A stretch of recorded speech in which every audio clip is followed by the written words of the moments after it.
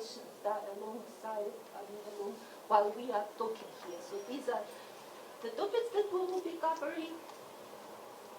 And here is a little bit information about our colleagues.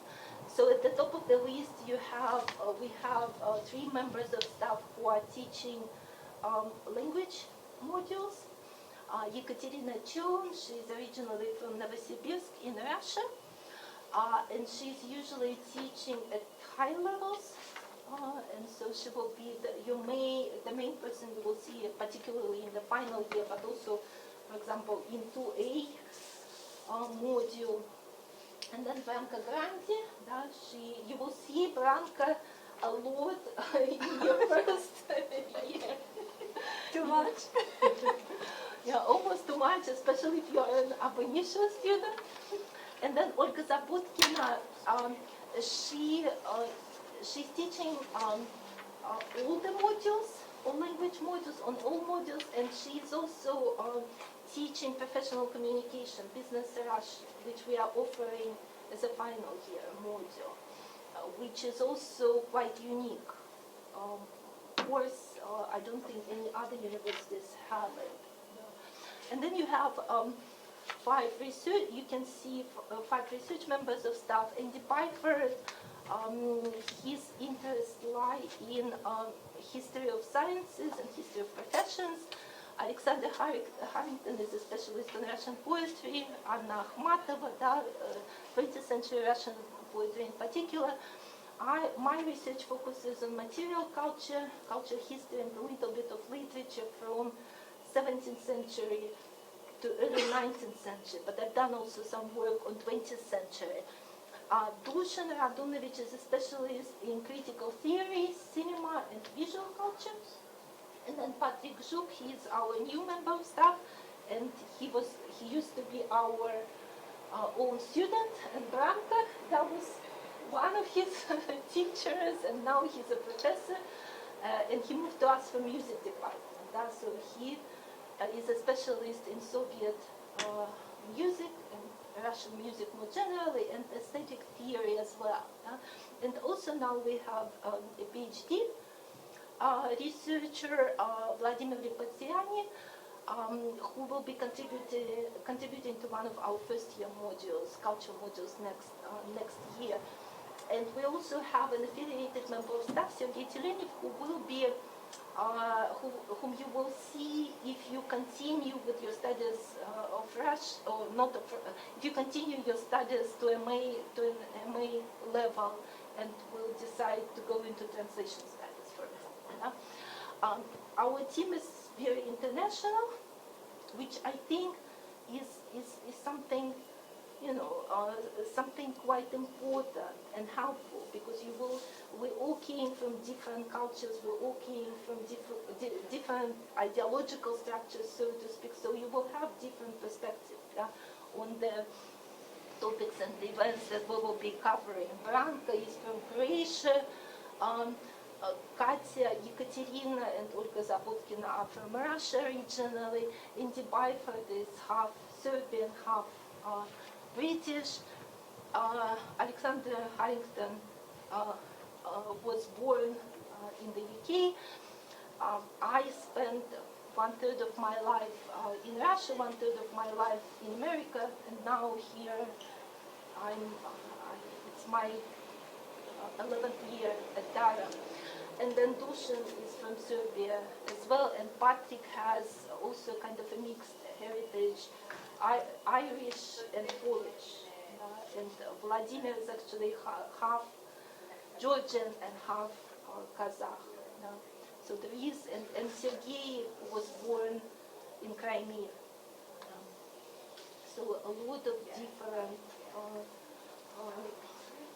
cultures that are being represented in one department, and I think, for big departments, you will see something similar, but not necessarily for all departments in the UK. And these are the areas of expertise, the areas that we are covering. It looks a little bit like jack of all trades, but to some extent it's because we all came to Russian studies not straightforwardly and in a direct way. Indibitov, for example, studied medicine before he came to Russian studies, and then Dushan and I did research in comparative and world literature and cultural studies, American cultural studies, before we focused on Russia. So because of that, you see a lot of different subjects and topics that we are covering. And of course, we are not teaching all these topics, but when it comes to your final year project, dissertation research, you can rely on this expertise. And then a little bit about our program, the number of students that we have each year. For a couple of recent years, we actually had a smaller intake of students, probably about 26 last year, or even less for Abhishek This year. this year. At the end, 17 actually. So maybe 26 altogether or maybe 26 altogether, right? So usually we have one group of post-A-level students, 7 to 11 students in this group, and then a smaller number of ab initio students.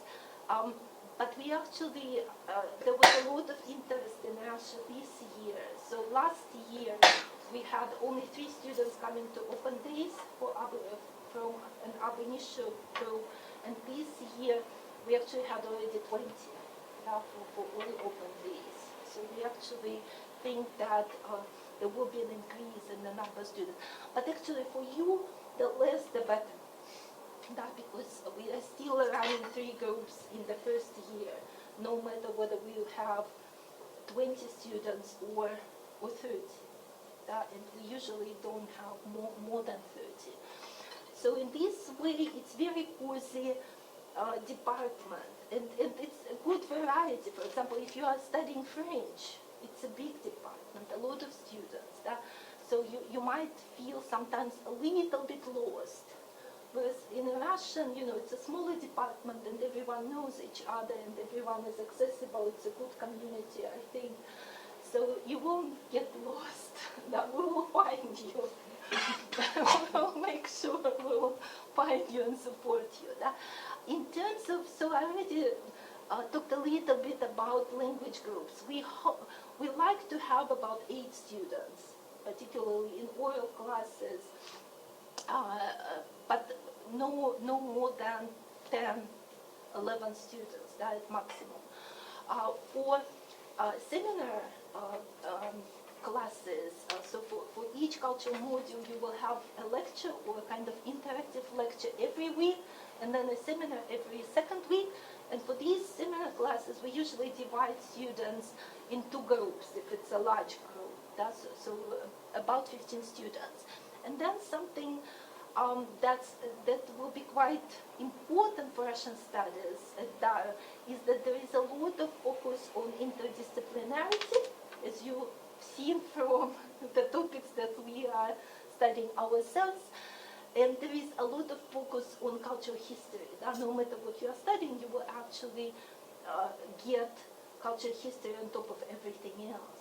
And the first foundational module that most of the students are taking in the first year, it's Introduction to Russian History and Culture, and it gives you really good skills in this cultural history. And then, of course, we also would like to see Russian studies in a kind of transnational, transcultural way, and for many different reasons. And Russia, remains an important political player, so to speak, when we come to geopolitics, but of course it's also in partial reflection on our own experiences and on our own kind of cultural engagement with transcultural topics and our own background in many ways. What is also important is that from the first year, student will get a taste of different kinds of texts. There will be some literary texts that you will be studying, particularly in seminars. There will be some visual culture, paintings and cinema, films that you will be studying and talking about. There will be some musical pieces that you will be studying in this module. So from the very beginning, you can actually tailor your own studies a little bit and see, which strands are particularly attractive to you and what you would like to study further on. And of course, something that you will hear, I'm sure that Durham is not the only place that you're considering, and you'll probably hear it everywhere, is that there is a lot of focus on research-led teaching, which means that especially in our final year modules, but also actually from the very beginning in our Understanding Russia, Arts and Ideologies modules, we come and teach the topics that we are researching ourselves, which I think makes it much more exciting, hopefully for you as well as for us. And then in the final year, students are writing a research project. And at the School of Modern Languages, you can still write a 20 or 40 credit dissertation, which in a way, a 20 credit dissertation requires you to write 8,000 words, as opposed to 12,000 words for 40 credit dissertation. But of course, if you have a longer text, you can actually explore the wider topics in some ways, or explore them more in depth. So it's not just about the number of words, of course. And then this is our module structure. You've probably seen this structure at some other presentations that you went to. But basically, what is important and maybe special in some ways about Durham is that in the first year you can take 3 languages if you'd like to. So if you are undecided, if you want to do 3 presentations and you are still undecided, which will be these 2 other languages that you will be studying, there is an option to do this, to get a taste of these languages in the first year. What I see actually from the results of students, and something that I would encourage you to do, if you are taking 3 languages, please, please, please, maybe take Introduction to Russian History and Culture, because take 1 culture modules in Russian, because you will come out stronger in your final year, because of this module that you will be taking. So I think it's a good foundation, and you can do it even with 3 different languages that you might be studying. So you can take up to 4 modules in the first year, which means that no matter whether you are an ab initio student or post-A-level student, you can actually take 2 culture modules in Russian if you would like to. And the same continues for the second year. The third year is your studies abroad, and then in the final year, sometimes students in the second year or during the year abroad actually decide that they want to focus just on 1 language for different reasons. And we usually have 1 or 2 students like these, right? And so each language area is supposed to actually offer 6 modules, or the number of credits, maybe 5 modules, but the number of credits that you need in order to focus just on 1 language area.